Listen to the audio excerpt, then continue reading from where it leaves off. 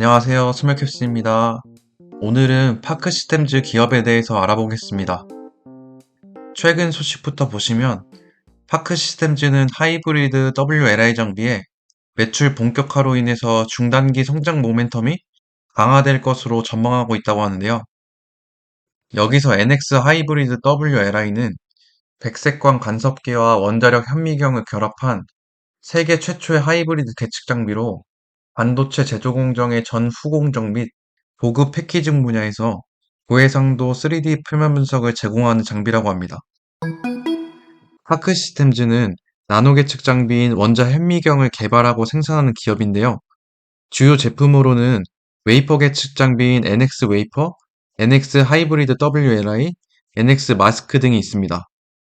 동사는 매년 연평균 20% 이상 성장하고 있는데 이는 글로벌 원자 현미경 시장의 연평균 8%를 크게 상회하는 수준으로 현재 AFM 시장 점유율은 20% 이상을 차지하고 있다고 보시면 되고, 이러한 성장은 연구용 AFM 장비를 기반으로 반도체, 2차전지, 바이오 등 첨단 산업에서 AFM 수요가 급증한 결과라고 합니다.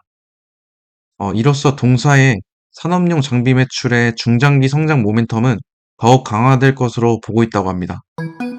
그리고 현재 동사는 TSMC 및 삼성전자 등 대형 기업들의 장비 수주를 기대하고 있고, 63개국의 공급망 및 14개의 직영지설을 통한 글로벌 네트워크가 하반기 수주 계약을 뒷받침할 것으로 예상하고 있다고 하는데요. 지금까지의 내용을 간단하게 정리해보면, 동사는 WLI 장비의 다변화를 통한 성장 모멘텀을 이어가고 있고, 탄탄하게 구축된 글로벌 네트워크를 통해서 연평균 꾸준한 성장을 보여주고 있습니다.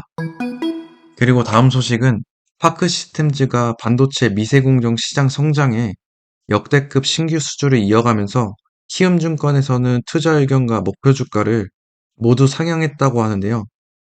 이번 역대급 신규 수주를 이어갈 수 있었던 이유는 기존 중화권 외 지역으로도 고객사가 확대되면서 수주가 증가한 원인으로 분석하고 있고, 이렇게 고객사를 확대하기 위해서는 당연히 기술 경쟁력이 있어야 된다고 생각할 수 있는데, 이러한 측면에서 동사는 포트폴리오의 다변화를 통한 동사의 적용 공정을 확대하면서 기술 경쟁력을 가질 수 있었고, 그러면서 1분기 말 기준 수주 잔고가 893억 원으로 파악되고 있다고 합니다. 다음 소식은 원자 현미경 산업과 동사가 세계 1위를 할 수 있었던 이유에 대해서 알아보겠습니다. 먼저 반도체 산업 환경은 현재 반도체 초미세 경쟁이 심화되면서 원자 현미경이 핵심 장비로 떠오른다고 하는데, 여기서 원자 현미경의 시장 성장성은 조사한 기간에 따라 조금 상이한 부분이 있겠지만 연평균 11%씩 성장하고 있고, 2030년에는 10억 1000만 달러로 하나로는 약 13조 1300억 원으로 성장할 전망이라고 합니다. 특히 2029년도에는 산업용 원자 현미경 시장이 연구용 시장 규모를 뛰어넘을 가능성이 크다고 하는데, 최근 동사의 산업용 장비의 매출이 커지는 것이 이러한 내용을 반증한다고 볼 수 있을 것 같습니다. 그리고 기술적인 측면에서 보시면 기존 광학 및 전자 현미경으로 측정이 어려운 20나노 이하의 반도체 공정에서 필수적인 계측 도구로 자리 잡고 있고, 특히 반도체 전공정과 후공정 분야까지도 기술의 적용 범위가 확대되면서 원자 현미경의 도입이 확대되고 있다고 보시면 됩니다.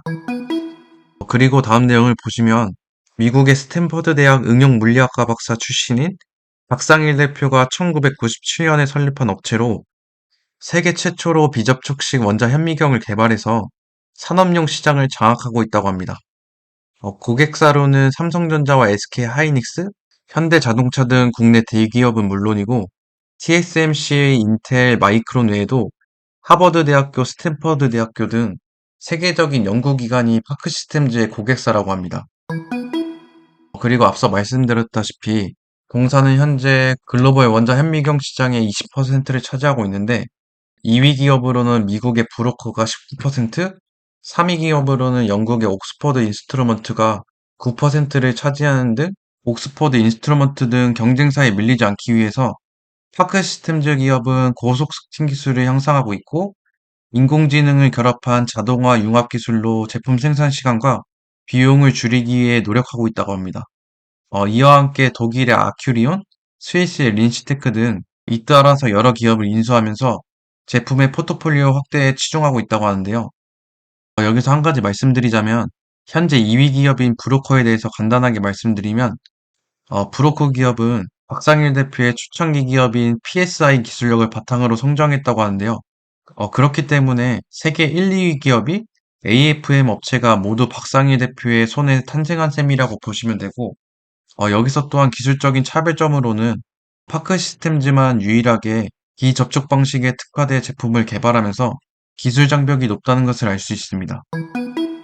그리고 다음 내용은 파크 시스템즈의 주가 흐름은 단순히 사업 경쟁력만으로 설명되지 않는다면서 전문가들은 파크 시스템즈의 독특한 지배 구조와 보상 정책, 주주 환원 등 주가 상승 요인으로 주목하고 있다고 하는데요. 먼저 박상일 대표가 최대 주주인 파크 시스템즈는 7명의 이사회를 구성하고 있는데 박 대표를 제외한 6명이 모두 사회이사로 구성되어 있고 아래 내용 보시면 아시겠지만 유능한 사회이사들로 구성됨을 알 수 있습니다. 여기서 생각할 수 있는 부분이 대부분의 기업들은 사내이사 비중이 더 많은데 파크 시스템즈는 특이하게 사회이사가 7명 중에 6명이 차지하고 있어서 이 부분에 대해서는 장단점에 대해서 읽어보시면 좋을 것 같습니다. 그리고 아래의 내용은 경영진의 전문성이 높다고 평가받고 있다는 내용이고 박상일 대표의 자녀가 지분을 조금 갖고 있기는 하지만 경영에 직접적으로 참여하지 않는다는 점에서 승계 문제 때문에 고의로 주가를 짓누르고 있는 한국의 특유 디스카운트 문제는 파크 시스템즈에서는 나타나지 않는 이유라고 보시면 되고 뿐만 아니라 기업의 이익이 늘어나면서 배당을 꾸준히 확대하고 있고 그리고 성장을 위한 투자에 있어서도 소홀히 하지 않고 있고 매년 자사주 매입과 꾸준한 배당을 하면서 기업적으로는 이상적인 모습을 보여주고 있습니다. 위와 같은 내용을 기반으로 각 증권사별 목표가와 투자 의견을 보시면 모든 증권사에서 매수를 권하고 있고 목표가 또한 한 곳을 제한, 대부분이 목표가를 상향 조정했습니다. 오늘 내용 간단하게 정리해보면 원자핵 미경 시장의 연평균 11%의 성장성과 파크 시스템즈의 기술 경쟁력을 알 수 있는 박 대표의 이력과 동사의 기술 다변화까지 여러 기업들을 인사합병하면서 앞으로의 시너지가 더 기대되는 기업이고 동사의 매출 또한 꾸준히 성장하고 있는 모습을 알 수 있습니다. 그리고 기업의 독특한 지배 구조와 보상 정책, 주주 환원 등 모든 부분에서 이상적인 모습을 보여주면서 이러한 부분 때문에 최근 동사의 주가는 연일 최고가를 경신해가고 있는데요.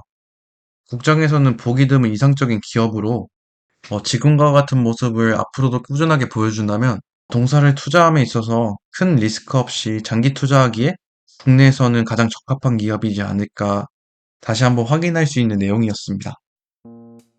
최근 동사가 최고가를 계속 갱신하면서 좋은 주가 흐름을 보여주고는 있는데 저 같은 경우는 당장의 매수보다는 RSI 지표와 시향을 참고해가면서 주가가 하락할 경우에 다시 한번 매수를 할 계획을 가지고 있습니다.